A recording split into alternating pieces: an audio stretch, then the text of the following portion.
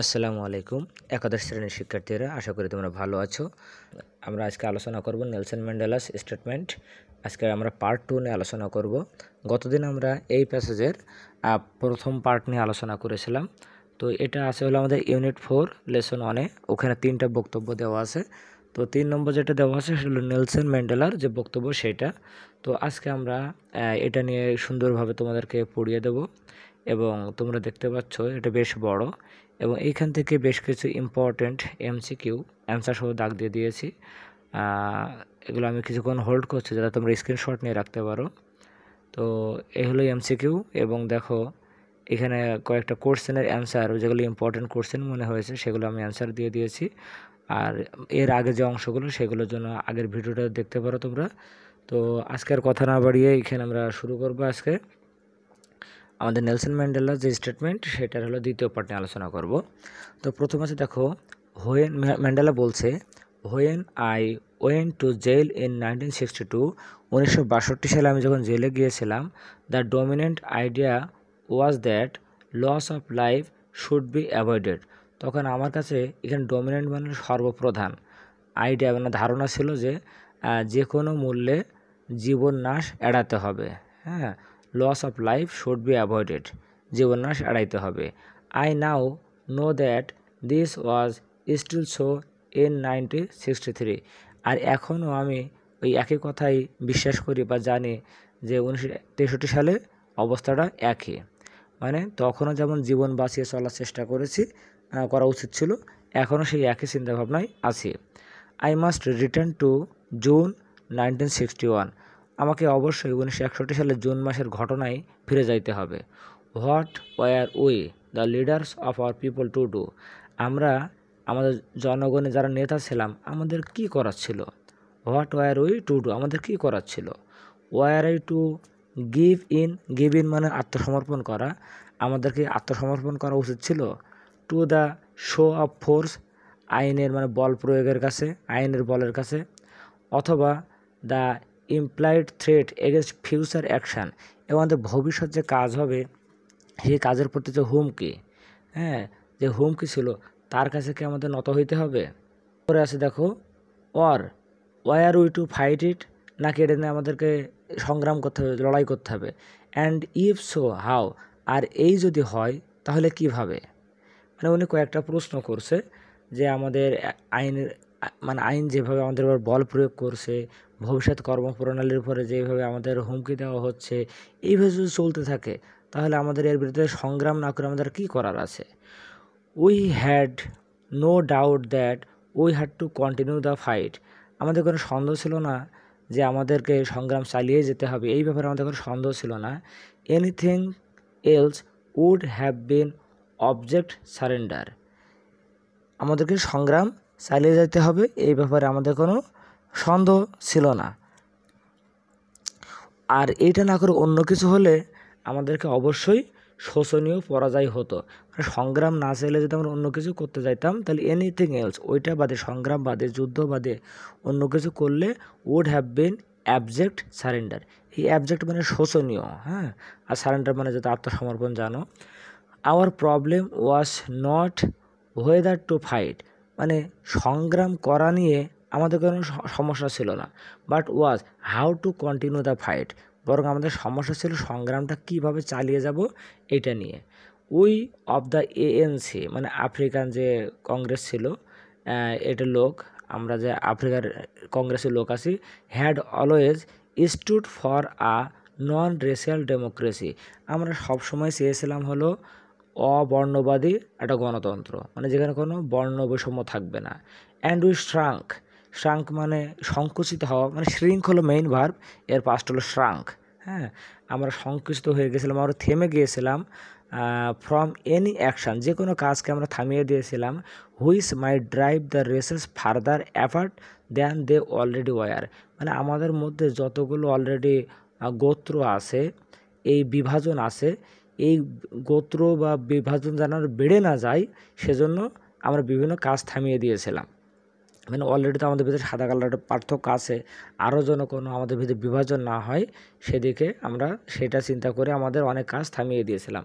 But the hard facts were that, কিন্তু দুঃখের বিষয় বা কষ্টের বিষয় এটাই ছিল যে 50 ইয়ার্স অফ নন ভায়োলেন্স, এই যে গতদিন আমরা পড়িয়েছিলাম তারা সর্বমোট 50 বছর অহিংস আন্দোলন করেছে। হ্যাঁ, তো এই 50 বছর যে আমরা অহিংস আন্দোলন করলাম, had ব্রট the African people nothing, এটা আফ্রিকান লোকদেরকে কিছুই দেয় নাই। কি দিয়েছে?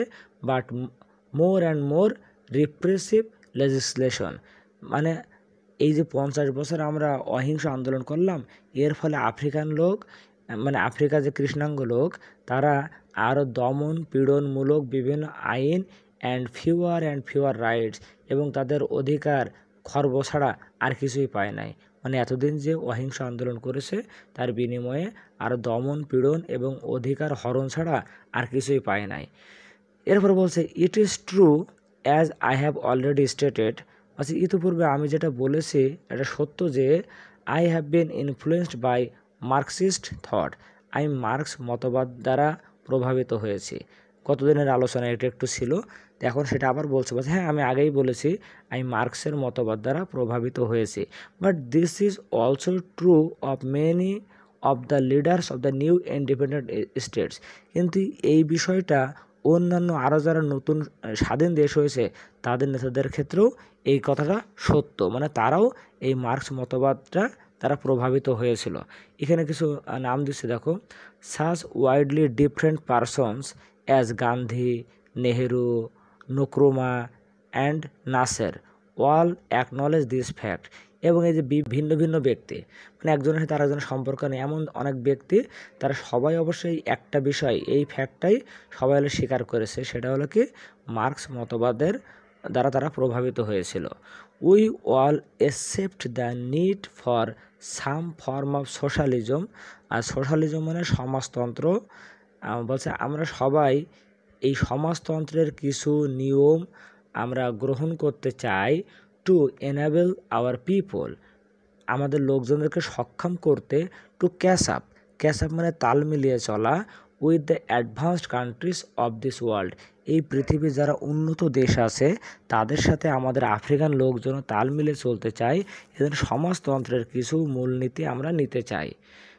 অ্যান্ড আর কি to overcome their legacy of extreme poverty, এবং আমাদের দেশের মানুষের যে দীর্ঘমেয়াদী দারিদ্রতার কষাঘাত, এটা থেকে তারা যেন মুক্তি পায়, এটা যেন জয় করতে পারে সেজন্য। তাহলে একটা হলো দারিদ্রতা থেকে মুক্তি পাওয়ার জন্য এবং উন্নত বিশ্বের সাথে তাল মিলিয়ে চলার জন্য আমরা সমাজতন্ত্রের কিছু রূপ, কিছু নিয়ম আমরা গ্রহণ করতে চাই।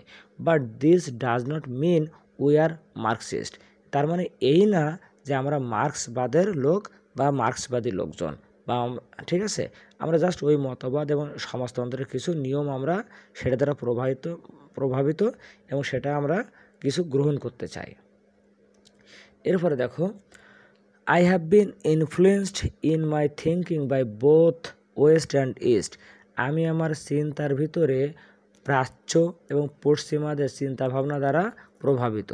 প্রাচ্য মানে হলো এই যে পৃথিবীর পূর্ব অঞ্চল, এশিয়া মহাদেশের যে অঞ্চলগুলো এটাকে প্রাচ্য বলা হয়, আর ওয়েস্ট মানে পশ্চিমা অঞ্চলের যে দেশগুলো আছে সেগুলো, এই উভয়ের থিঙ্কিং মতাদর্শ দ্বারা এই ম্যান্ডেলা প্রভাবিত।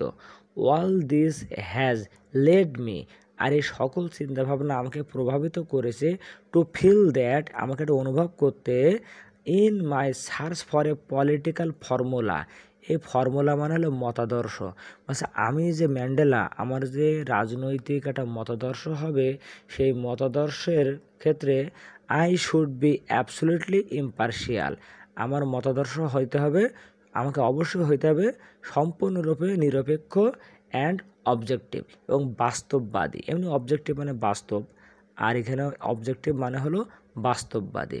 তাহলে ম্যান্ডেলা বলছে পূর্ব পশ্চিমের সকল মতাদর্শ দ্বারা আমি এটাই বুঝতে পারলাম যে রাজনৈতিক আমার যে মতাদর্শ হবে সেটা অবশ্যই হইতে হবে নিরপেক্ষ এবং বাস্তববাদী।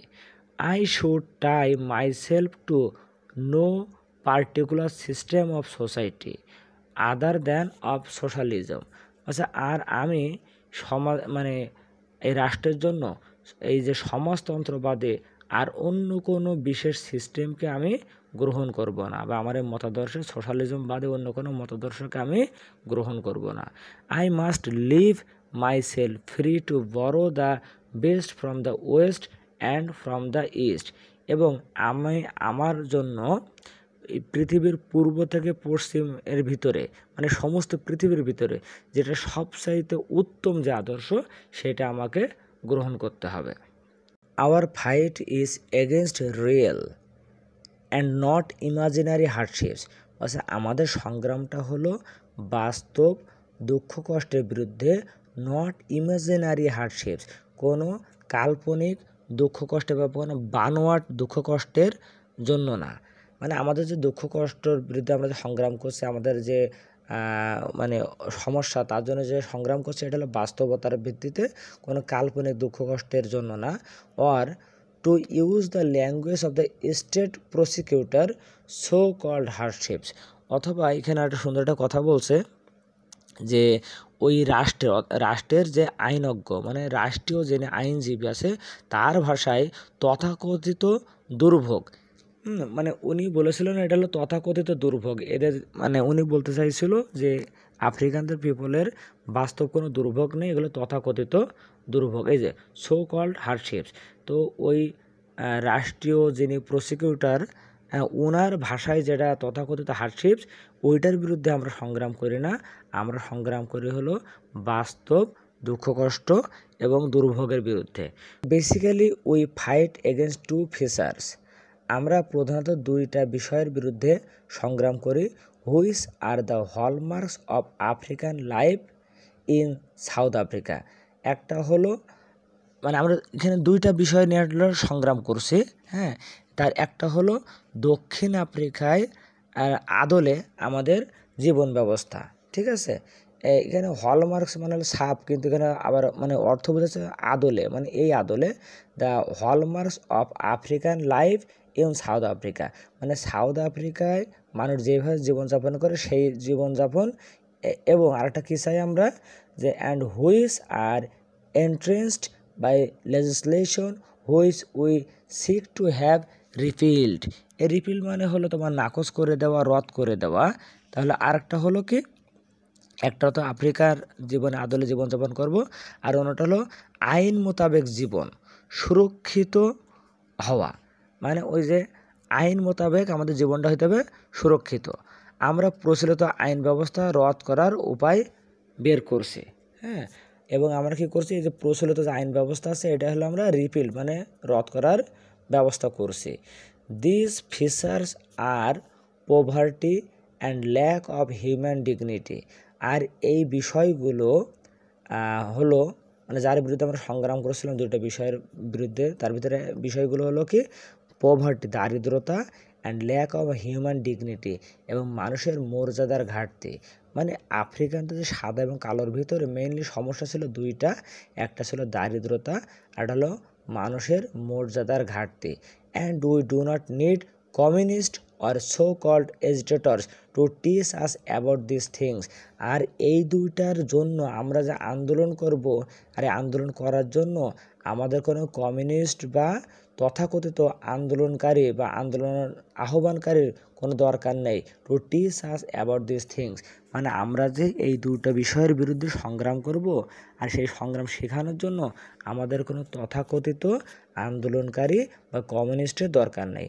এই কথাগুলো কেন বলছে, কারণ আগেই বলা হয়েছিল যে ওই আফ্রিকান সরকার সবসময় এদেরকে কমিউনিস্ট বলে গালি দিত, ঠিক আছে। The highest paid and the most prosperous section of urban Africa life is in Johannesburg, মানে আফ্রিকার সবচাইতে বেশি বেতনভোগী এবং সবচাইতে উন্নত জীবনযাপন করে হলো জোহানেসবার্গের লোকজন, যারা জোহানেসবার্গ শহরে বাস করে তারা। Yet their actual position is desperate, এরপরেও তাদের আসল অবস্থা হলো খুব হতাশাজনক। Poverty goes hand in hand with malnutrition and disease, এরপর দেখো আফ্রিকার আরও সমস্যার কথা তুলে ধরছে যে এই আফ্রিকায় মানে দারিদ্রতার সাথে অপুষ্টি এবং রোগ একই সাথে চলছে, হ্যাঁ।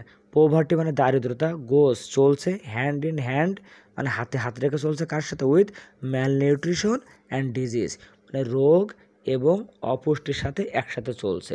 This incidents of malnutrition and deficiency disease. এই যে ম্যালনিউট্রিশন মানে অপুষ্টি, আর ডেফিসিয়েন্সি ডিজিজ মানে হলো অপুষ্টিজনিত যে রোগ। হ্যাঁ, তাহলে যে অপুষ্টি এবং অপুষ্টিজনিত যে রোগ, এই রোগের যে বিশাল ব্যাপ্তি হয়েছে is very high amongst Africans.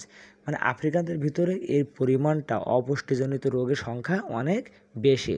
তারপরে দেখো কয়েকটা রোগের নাম বলছে। টিউবারকুলোসিস মানে হলো যক্ষা। হ্যাঁ, তারপরে আসছে হলো পেলাগ্রা, এটা একটা রোগ।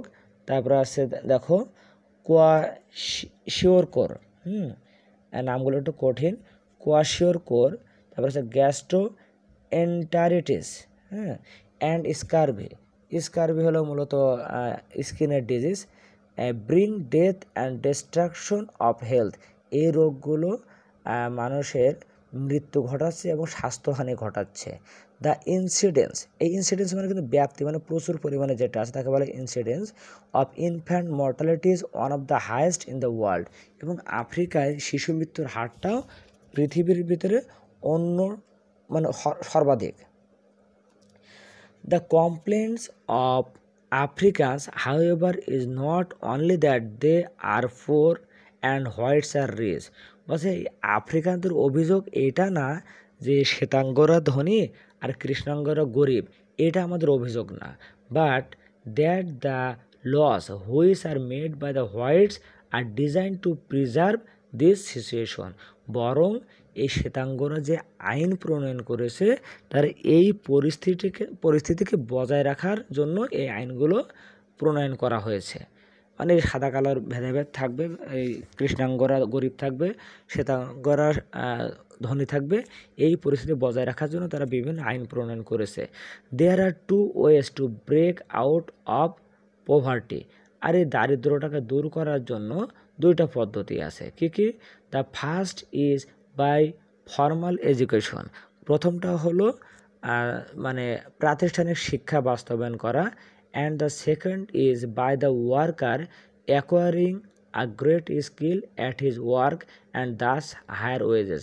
এবং মানে একটা হলো মানে শিক্ষা নিশ্চিত করার মাধ্যমে দারিদ্রতা দূর করা যাবে, আর একটা হলো যারা শ্রমিক শ্রেণীর আছে তারা বিভিন্ন দক্ষতা অর্জন করার মাধ্যমে উচ্চ বেতনের মাধ্যমে, মানে যারা অশিক্ষিত তারা দক্ষতা অর্জনের মাধ্যমে, স্কিল অর্জনের মাধ্যমে তাদের কর্মক্ষেত্রে অনেক বেশি বেতন পাবে। আর একটা হলো লেখাপড়ার মাধ্যমে দারিদ্রতা দূর করা যাবে। এই দুটো পদ্ধতি বলছে কীভাবে দারিদ্রতা দূর করা যাবে। As far as Africans are concerned, both these avenues of advancement are deliberately curtailed by legislation. কিন্তু এই আফ্রিকানরা এই দুটো বিষয় নিয়ে যতবারই চিন্তা করেছে, অগ্রসর হওয়ার চেষ্টা করেছে, তাদের এই উন্নয়নের যত পথ, অ্যাভিনিউস, পথ অফ অ্যাডভান্সমেন্ট, তাদের অগ্রগতির সকল পথ ডেলিবারেটলি, জেনে শুনে ইচ্ছাকৃতভাবেই আইনের দ্বারা বাধাগ্রস্ত করা হয়েছে। কার্টেলড, এখানে কার্টেল মানে মূলত সংক্ষেপ করা, কিন্তু এখানে কার্টেল মানে হলো বাধাগ্রস্ত করা। ঠিক আছে, মানে বাধাগ্রস্ত করা হয়েছে যাতে আফ্রিকানরা এইভাবে উন্নয়নের পথে না যেতে পারে। The present government has always sought to hamper Africans in their search for education. এই যে নতুন যে সরকার, মানে বর্তমান যে সরকার, সব সময় আফ্রিকার মানুষদেরকে লেখাপড়ার পথকে বাধাগ্রস্ত করে এসেছে। One of their early acts, এই সরকারের প্রথম কাজ ছিল আফটার কামিং ইনটু পাওয়ার, ক্ষমতা আসার পরপরই, was to stop subsidies for African school feeding. মানে আফ্রিকার স্কুলে যে খাদ্য দেওয়া হয় বা খাদ্যের ভর্তুকি দেওয়া হয়, এটা তারা বন্ধ করে দিয়েছিল। Many African children who attended schools, আফ্রিকার অনেক মানে স্টুডেন্ট, শিক্ষার্থী যারা স্কুলে যেত, depended on this supplement to their diet, এবং তাদেরকে স্কুল থেকে যে মানে খাবার দেওয়া হতো এটার উপরে তারা ডিপেন্ড করতো। This was a cruel act, এটা ছিল একটা নিষ্ঠুর একটা আইন। মানে শিশুদেরকে স্কুল থেকে খাবার দেওয়া হতো, অনেক বাচ্চারা এই খাবারের উপরে নির্ভর করতো। তো এটা নতুন সরকার এসে প্রথমে এটা বন্ধ করে দেয়। There is compulsory education for all white children at virtually no cost to their parents. বলছে শ্বেতাঙ্গ শিশুদের জন্য বাধ্যতামূলক শিক্ষা আছে, আপাত দৃষ্টিতে তাদের পিতামাতার কোনো খরচই হয় না, মানে এক প্রকার বিনা খরচে তারা পড়ে, হ্যাঁ, virtually no cost to their parents. Okay, be they rich or poor, তাই সেটা ধনী হোক আর গরিব হোক, শ্বেতাঙ্গদের জন্য খরচ হয় না বললেই চলে। Similar facilities are not provided for the African children, কিন্তু যারা আফ্রিকান মানে কৃষ্ণাঙ্গ যারা চিলড্রেন তাদের ক্ষেত্রে এই একই ধরনের সুযোগ সুবিধা দেওয়া হতো না। দো দেয়ার আর সাম হু রিসিভ সাম অ্যাসিস্ট্যান্স, বলছে হ্যাঁ তবে এমনও কিছু আছে, কিছু লোক এই সুযোগ সুবিধা পায়, আফ্রিকার সবাই যে সুযোগ পায় না এমন না, বলছে কিছু লোক পায় কিন্তু অধিকাংশ লোকই পায় না। African children however generally have to pay more for their schooling than whites, শ্বেতাঙ্গদের চাইতে আফ্রিকানদেরকে লেখাপড়ার জন্য অনেক বেশি খরচ করতে হয়।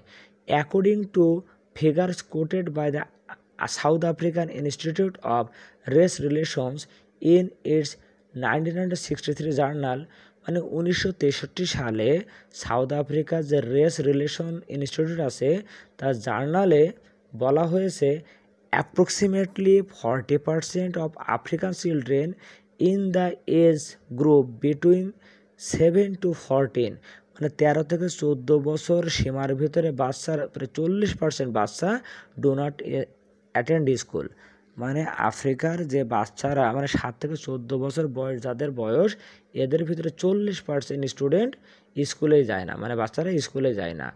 For those who do attend school the standards are vastly different from those afforded to white children, আর বাকি যে 60% স্কুলে যারা যায় কিন্তু তাদের পড়ালেখার মানটা হলো ওই শ্বেতাঙ্গদের বাচ্চাদের চাইতে অনেক পার্থক্য। The government often answers it's critics, এই সরকার প্রায়ই তার সমালোচকদেরকে বিভিন্ন সমালোচনার উত্তর দেয় বাই সেইং দ্যাট, এটা বলে যে Africans in South Africa are economically better off than the inhabitants of the other countries in Africa, বলছে এই মানে এই সরকার বলতে চাচ্ছে যে এই সাউথ আফ্রিকার লোকজন এই আফ্রিকা মহাদেশের অন্যান্য দেশের চাইতে অন্যান্য বাসিন্দাদের চাইতে অর্থনৈতিকভাবে অনেক ভালো অবস্থানে আছে। পরে ম্যান্ডেলা বলছে আই ডু নট নো, আমি জানি না whether this statement is true, বলছে এই তথ্যটা সঠিক কিনা আমি জানি না, and doubt whether any comparison can be made without having regarded to the cost living index in such countries, বলছে এবং এই যে বললো অন্য দেশের চাইতে আমাদের দেশের ইনকাম বেশি, অর্থনৈতিক অবস্থা ভালো, বলছে কিন্তু আমি জানি না অন্যান্য দেশের যে ব্যয় সূচক মানে জীবনযাত্রার যে ব্যয় সূচকের সাথে তুলনা করে আমাদের দেশের এই তুলনাটা করা হয়েছে কি না এই ব্যাপারে আমার সন্দেহ আছে।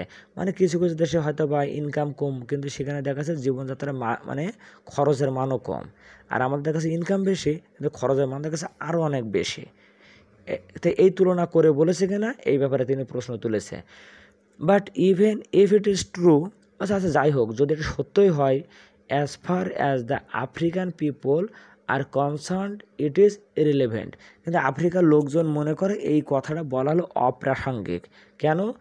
Hour complain is not that we are poor by comparison with the people in other countries, বাস আমাদের অভিযোগ তো এইটা না যে অন্য দেশের মানুষের সাথে আমরা গরিব, এইটা তো আমাদের অভিযোগ না, বাট অভিযোগটা কি, but that we are poor by comparison with the white people in our own country, বরং আমাদের অভিযোগ হলো আমার নিজের দেশে শ্বেতাঙ্গদের চাইতে আমরা গরিব।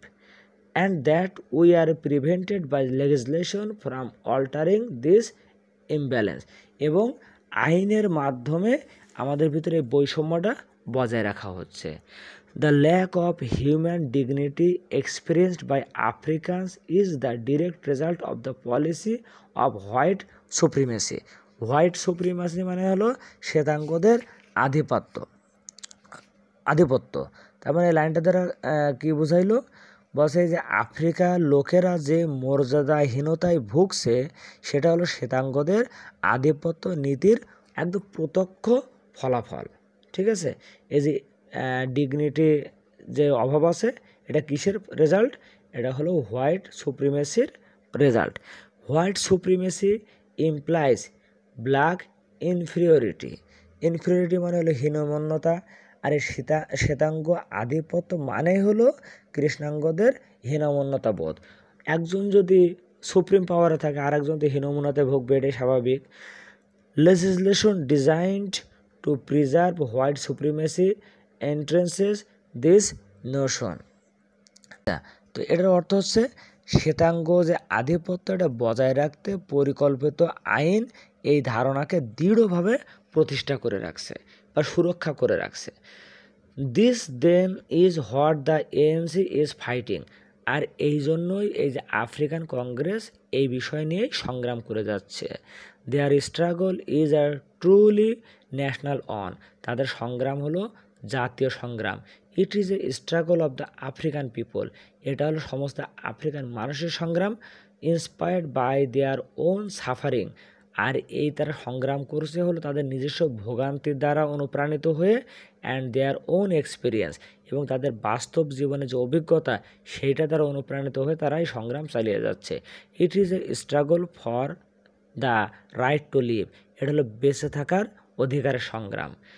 এবার ম্যান্ডেলা লাস্টে বলছে, দেখো, ডিউরিং মাই লাইফ টাইম, আমি আমার সারা জীবন জুড়ে I have dedicated my self, আমি আমার নিজেকে উৎসর্গ করেছি to this struggle of the African people. এই আফ্রিকান জনগণের সংগ্রামে নিজেকে উৎসর্গ করেছি। আই হ্যাভ ফট এগেনস্ট হোয়াইট ডমিনেশন, আমি শ্বেতাঙ্গদের আধিপত্যের বিরুদ্ধে সংগ্রাম করেছি। অ্যান্ড আই হ্যাভ ফট এগেনস্ট ব্ল্যাক ডমিনেশন, এবং আমি কৃষ্ণাঙ্গের আধিপত্যের বিরুদ্ধেও সংগ্রাম করেছি। I have cherished the ideal of a democratic and free society, আমি একটা স্বপ্ন দেখি একটা আদর্শ গণতান্ত্রিক এবং স্বাধীন সমাজের, ইন হুইজ, যেখানে all persons live together in harmony, যেখানে সকল মানুষ ঐক্যবদ্ধভাবে বাস করবে, অ্যান্ড উইথ ইকুয়াল অপরচুনিটিস, সকলের সমান সুযোগ থাকবে। ইট ইজ অ্যান আইডিয়াল, এটি এমন একটা আদর্শ, which I hope to live for, যার জন্য আমি বেঁচে থাকার আশা করি, অ্যান্ড টু অ্যাচিভ ইট, এবং এটা অর্জন করার আমি স্বপ্ন দেখি। But if needs be, it is an ideal for which I am prepare to die, এবং এটি এমন একটা আদর্শ যদি প্রয়োজন পড়ে আমি আদর্শের জন্য মরতেও রাজি আছি। তো দেখো, আমরা খুব দীর্ঘ একটা আলোচনা করলাম ম্যান্ডেলার এই প্যাসেজটা। এটা থেকে কিন্তু আমাদের বিভিন্নভাবে এই প্যাসেজগুলো আসতে পারে। প্রথম 2-3 প্যারা দিয়ে একটা প্যাসেজ আসতে পারে, মাঝখানে 2-1টা প্যারা দিয়ে আসতে পারে, লাস্টের দিক থেকে আসতে পারে। এটা থেকে কিন্তু 4-5টা প্যাসেজ বানানো যেতে পারে। এই জন্য আমি A to Z সব পড়িয়ে দিলাম, এবং গতদিন এবং আজকে আমি বেশ কিছু MCQ দিয়ে দিয়েছি, কোশ্চেন দিয়েছি। তোমরা এগুলো থেকে প্র্যাকটিস করো। আর যদি কোনো কিছু দরকার হয়, অন্য কোনো বিষয়ে ভিডিও দরকার হয়, তো অবশ্যই আমাকে বলবে। তো সবার প্রতি শুভকামনা শেষ করে এখানে শেষ করছি। আসসালামু আলাইকুম।